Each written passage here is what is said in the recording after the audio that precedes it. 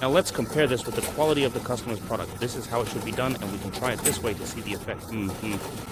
Now let's use our precision leveling machine to process this material. Let's run this material through our machine. We're going to process this material now.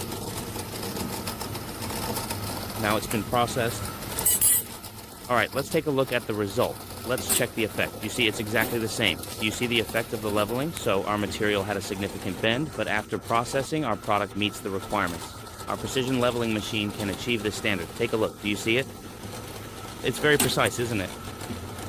Now, after we've bent it again, let's run it through once more and take a look. This time, we're using the model with variable frequency. Now let's bring it over here.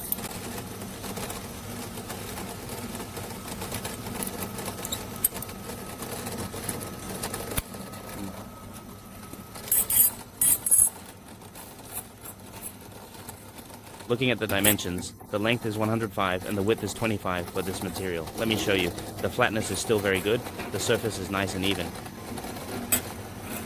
So this machine is controlled by 4 independent modules, which can operate separately like this. You can see it's very flat, very smooth.